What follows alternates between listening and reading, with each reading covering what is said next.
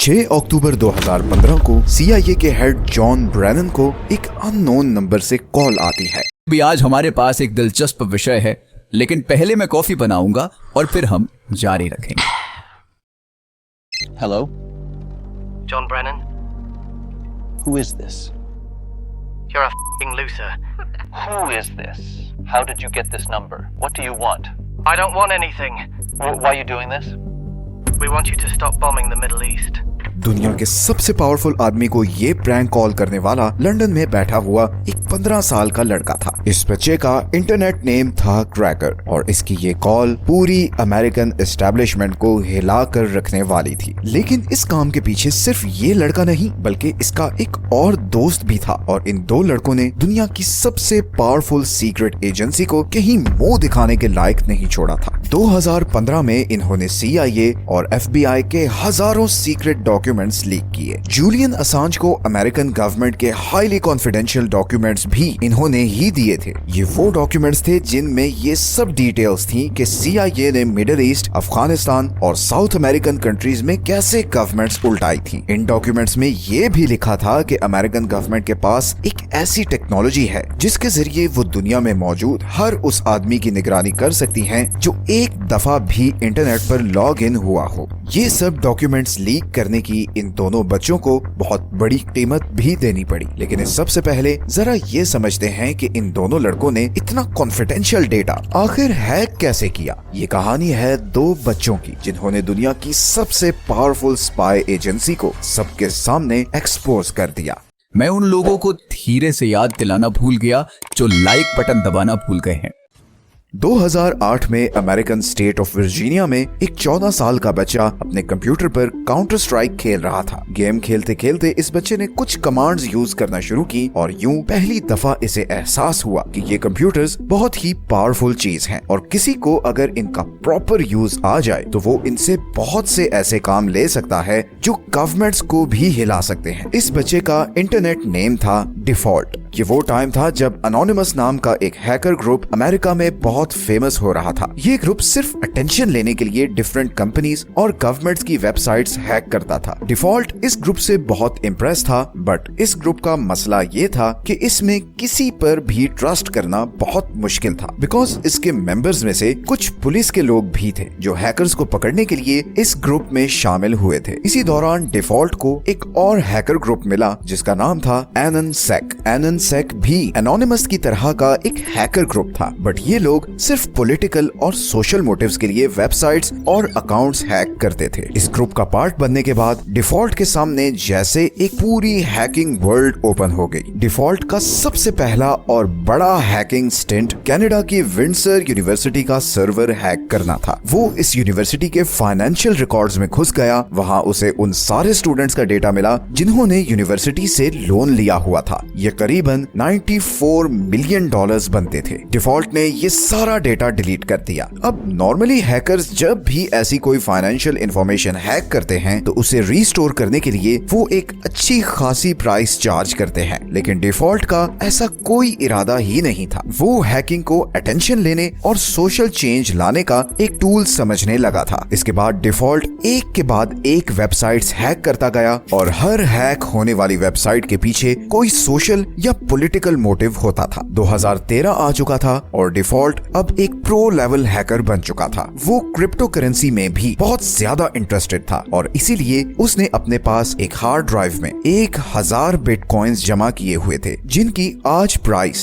Around $66 million बनती है। यहीं पर इस स्टोरी में एक और आदमी की एंट्री होती है, एक 29 साला CIA कॉन्ट्रैक्टर की। मई 2013 ये CIA कॉन्ट्रैक्टर अपने अपार्टमेंट में बहुत देर से बैठा कुछ सोच रहा है। इसके हाथ एक बहुत सीक्रेट फाइल लगी है जिसमें ये लिखा हुआ था कि अमेरिकन गवर्नमेंट के पास ये एबिलिटी है कि वो पूरी दुनिया में हर उस इंसान को मॉनिटर कर सकती है जिसने एक बार भी कंप्यूटर पर लॉग इन किया हो और उसका कंप्यूटर इंटरनेट से कनेक्टेड हो। उस आदमी के नजदीक ये एक बहुत बड़ी ह्यूमन राइट्स वायलेशन थी जिसे हर कीमत पर रुकना चाहिए था, मगर उसका अंदाजा था कि अगर वो ये बात किसी से भी करता है तो उस पर कॉन्फिडेंशियल इंफॉर्मेशन लीक करने का केस होगा, जिसकी सजा में उसे सारी जिंदगी के लिए जेल जाना पड़ सकता है। उसके दिमाग में एक प्लान आया। उसने सारा डेटा अपने पास डाउनलोड किया, कुछ हफ्तों की लीव अप्लाई की और हांगकांग चला गया, क्योंकि उसे लगता था कि हांगकांग की गवर्नमेंट उसे अमेरिकन गवर्नमेंट से बचा लेगी। इस CIA कॉन्ट्रैक्टर का नाम था एडवर्ड स्नोडेन और इसने हांगकांग पहुंचने के बाद 2 जर्नलिस्ट्स को एक इंटरव्यू दिया, जिसने पूरी दुनिया को हिला कर रख दिया। इस इंटरव्यू में उसने ये सब राज उगल दिया कि कैसे अमेरिकन गवर्नमेंट पूरी दुनिया में लोगों की निगरानी करती है और इंडिविजुअल फ्रीडम को वायलेट करती है। इस इंटरव्यू ने डिफॉल्ट और क्रैकर जैसे हैकर्स को बहुत ज्यादा इंस्पायर किया। एक तरफ डिफॉल्ट को अपनी गवर्नमेंट पर बहुत गुस्सा था। उसने फैसला किया कि वो CIA ऑफिशियल्स को भी मजा चखाएगा और उन्हें दिखाएगा कि कैसा लगता है जब आपकी प्राइवेट लाइफ और डेटा की कोई निगरानी कर रहा हो। इसलिए उसने इंग्लैंड में बैठे क्रैकर से टीम अप किया। क्रैकर अमेरिका की मिडिल ईस्ट में बढ़ती हुई इन्वॉल्वमेंट और स्पेशली पैलेस्टाइन में जो कुछ हो रहा था उसमें अमेरिकन रोल के बहुत खिलाफ था। इन दोनों लड़कों ने मिलकर एक ग्रुप बनाया जिसका नाम रखा क्रैकर्स विद एटीट्यूड। इनका सबसे पहला शिकार था जेम्स क्लैपर, ओबामा एडमिनिस्ट्रेशन का इंटेलिजेंस डायरेक्टर। इन्होंने गूगल से क्लैपर का फोन नंबर उठाया और उस नंबर के थ्रू उसका ईमेल हैक किया और उस ईमेल के थ्रू उसके सारे सोशल मीडिया हैंडल्स हैक कर लिए। इसके बाद उनका अगला टारगेट था head of CIA John Brennan. न सिर्फ इन्होंने ब्रेनन का सारा डेटा हैक किया बल्कि उसे एक प्रैंक कॉल भी की, जो वीडियो के स्टार्टिंग में आपको सुनवाई है। पूरी CIA और जॉन ब्रेनन हिल कर रह गए थे। क्रैकर्स ने ब्रेनन का सारा डेटा जूलियन असांज की विकीलीक वेबसाइट पर अपलोड कर दिया। इसमें वो सारे कॉन्फिडेंशियल डॉक्यूमेंट्स थे जिसमें CIA का अफगान इराक वॉर में रोल और ऐसी टेक्नोलॉजीज का जिक्र था जिसके जरिए CIA ह्यूमन राइट्स की वायलेशन कर रही थी। अक्टूबर 2015 में जूलियन असांज ने ये सारा डेटा पब्लिक कर दिया and all hell broke loose. CIA को इस डेटा लीक पर $1.5 मिलियन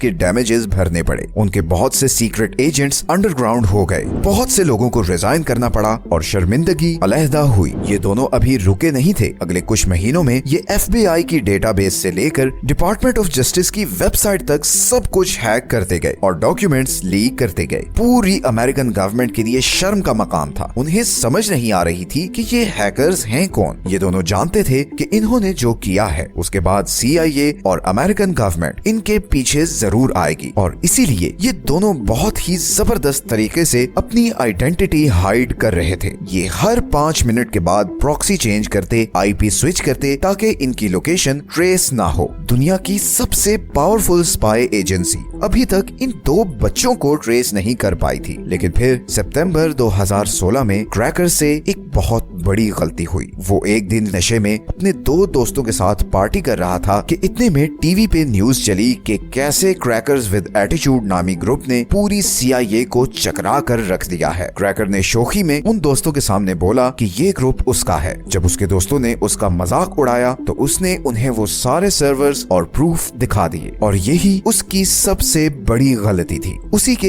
एक दोस्त ने इस सब की खबर गवर्नमेंट को दी और सिर्फ 48 घंटों बाद इंग्लैंड में ब्रिटिश पुलिस ने क्रैकर के अपार्टमेंट पर रेड किया और उधर अमेरिका में FBI ने डिफॉल्ट के अपार्टमेंट पर रेड किया। इन दोनों को अरेस्ट कर लिया गया। क्रैकर को अंडर एज होने और UK में होने की वजह से 2 साल की सजा सुनाई गई, लेकिन डिफॉल्ट क्योंकि अमेरिका में था तो उसे बहुत सख्त सजा दी गई। उसे 5 साल के लिए फेडरल प्रिजन भेजा गया और $145,000 का फाइन किया गया और उसकी 1000 बिटकॉइन वाली हार्ड ड्राइव भी गवर्नमेंट ने कन्फिस्केट कर ली। इन दोनों बच्चों को एक ऐसी इंफॉर्मेशन लीक करने की सजा सुनाई गई जो सब इंसानों के फायदे के लिए थी और जो कुछ इनके लीक डेटा में बताया गया था बिल्कुल वैसा ही दिसंबर 2023 में हुआ जब बाइडेन एडमिनिस्ट्रेशन ने एक कंट्रोवर्शियल लॉ पास किया जिसमें गवर्नमेंट को ये राइट दिया गया कि वो पूरी दुनिया में किसी की भी बगैर वारंट के निगरानी कर सकते हैं। एंड हु नोज, जब आप ये वीडियो देख रहे हो तो आपकी और मेरी भी सर्वेलेंस हो रही हो। मेरा क्वेश्चन सिर्फ ये है कि क्या ऐसी डॉक्यूमेंट लीक करना जुर्म है जिसमें गवर्नमेंट के गलत कामों को एक्सपोज किया गया हो, ऐसे कामों को जो इंसानियत के लिए खतरा है। इस सिचुएशन पर मुझे एडवर्ड स्नोडेन की एक बात याद आ रही है, When exposing a crime is treated as committing a crime, you are being ruled by criminals। आप लोगों की क्या ओपिनियन है इस सारे केस को लेकर नीचे कमेंट्स में जरूर बताएं। मिलते हैं नेक्स्ट वीडियो में एक और इंटरेस्टिंग टॉपिक के साथ। अपना ख्याल रखें।